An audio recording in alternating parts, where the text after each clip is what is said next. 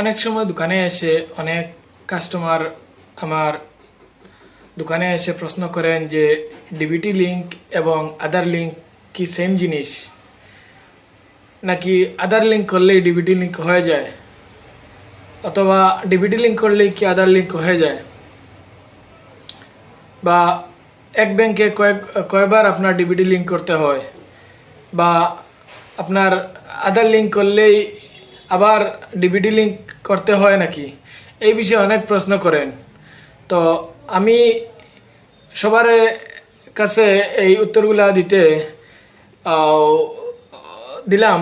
পরে ভাবলাম যে আমি কেননা সবার কাছে এই প্রশ্নগুলা সবার কাছে তুলে ধরি, যাতে সবাই এই বিষয়ে ক্লিয়ার হতে পারেন।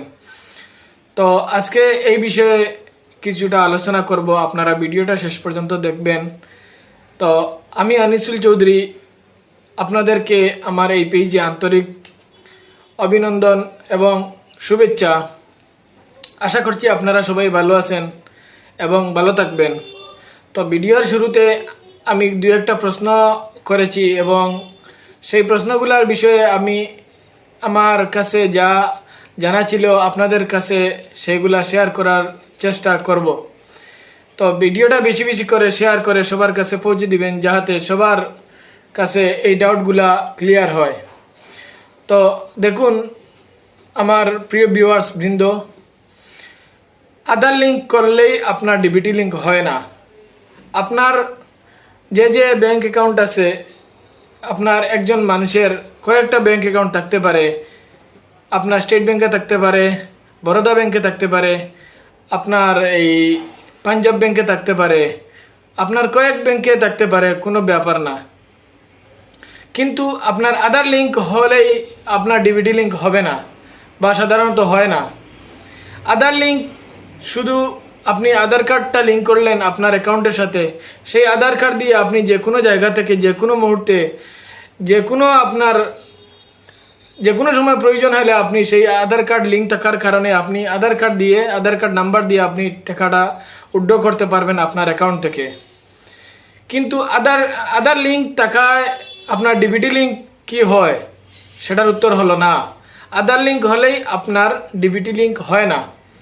কারণ হলো ডিবিটি লিঙ্ক সম্পূর্ণ আলাদা জিনিস। এটা এনপিসিআই সাথে মিলে আপনার ডিবিটি লিঙ্কটা করতে হয়। ডিবিটি কী জিনিস? ডিবিটিটা আপনার ফুল ফর্ম হলো ডাইরেক্ট বেনিফিট ট্রান্সফার।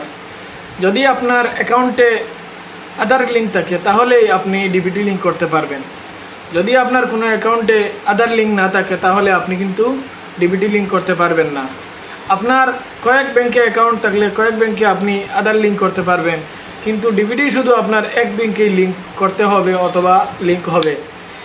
আর সেই ডিবিটিটা লিঙ্ক হলে আপনি কি কি সুবিধা পাবেন, অথবা আপনার কি সুবিধা পেতে হলে আপনি ডিবিটি লিঙ্ক করতেই হবে। তো ডিবিটি লিঙ্ক হলো গিয়া আপনার ডাইরেক্ট বেনিফিট ট্রান্সফার, যেটা আপনার আধার অ্যাকাউন্টের সাথে ডাইরেক্ট আপনার লিঙ্ক হবে। গভর্নমেন্ট থেকে কোনো আপনার ফেসিলিটি সুবিধা পেতে আপনার সেই ডিবিটিটা আপনার প্রয়োজন। এবং গভর্নমেন্টের কী ধরনের সুবিধা, যেমন গভর্নমেন্টের সাবসিডি যেগুলো আছে, যেমন আপনার ধরুন এলপিজির যে সাবসিডিগুলো আছে, সেই সাবসিডি পেতে হলে আপনার এই ডিবিটি লিঙ্কের প্রয়োজন। অথবা আপনার কৃষকদের যে পিএম কিষাণ সম্মান নিধি যোজনা প্রতি বছরে আপনার ৬,০০০ টাকা করে দেওয়া হয়, সেইগুলো পেতে হলে আপনার ডিবিটির প্রয়োজন। অথবা আপনার জব কার্ডের কোনো টাকা আপনার লেনদেন অ্যাকাউন্টে থাকলে, বা আপনি যদি জব কার্ডের কাজ করে থাকেন, তাহলে সেই জব কার্ডের টাকা পাওয়ার জন্যই আপনার অ্যাকাউন্টে ডিবিটি লিঙ্ক থাকা বাধ্যতামূলক। তো সেই ডিবিটি লিঙ্ক থাকলেই আপনি এই সুবিধাগুলো পাবেন। অথবা এই সুবিধাগুলো পেতে হলে আপনাকে ডিবিটি লিঙ্ক করতেই হবে। যদি আপনি ডিবিটি লিঙ্ক না করেন তাহলে সেই সুবিধাগুলো আপনার অ্যাকাউন্টে টাকা ঢুকবে না, বা আপনি সেই সুবিধা থেকে আপনি বঞ্চিত থাকতে পারেন। তো আশা করছি আপনারা বুঝতে পেরেছেন বিষয়টা। আপনি ডিবিটি লিঙ্ক যে কোনো এক ব্যাংকেই করতে পারবেন, আর একবার করলেই আপনার ডিবিটি হয়ে যাবে। যদি আপনার স্টেট ব্যাংকে অ্যাকাউন্ট থাকে, যদি আপনার বরোদা ব্যাংকে অ্যাকাউন্ট থাকে, যদি আপনার পাঞ্জাব ব্যাংকে অ্যাকাউন্ট থাকে, তো সেই 3 ব্যাংক থেকে আপনি যে কোনো একটা ব্যাংকের সাথে আপনি ডিবিটি লিঙ্ক করতে পারবেন, অথবা আপনার করতে হবে। যদি ধরুন আপনার স্টেট ব্যাংকে আপনার ডিবিটি লিঙ্ক আছে এবং আপনার ডিবিটি লিঙ্ক বরোদা ব্যাংকের সাথে করতে চান, তো বরোদা ব্যাংকের সাথে ডিবিটি লিঙ্ক করার সাথে সাথেই আপনার স্টেট ব্যাংক থেকে সরে আপনার ডিবিটি লিঙ্ক বরোদার সাথে হয়ে যাবে। অথবা আপনি পাঞ্জাবের সাথে করতে চান, পাঞ্জাবের সাথে ডিবিটি লিঙ্ক করার সাথে সাথে আপনার বরোদা থেকে ডিবিটি লিঙ্কটা সরে যাবে। তো এই বিষয়ে আশা করছি আপনারা সবাই ক্লিয়ার হয়ে গেছেন, আশা করছি সব কিছু বুঝতে পেরেছেন। এবং আর এই বিষয়ে যতটুকু আমার জানা ছিল তা আমি আপনাদের সাথে শেয়ার করার চেষ্টা করেছি।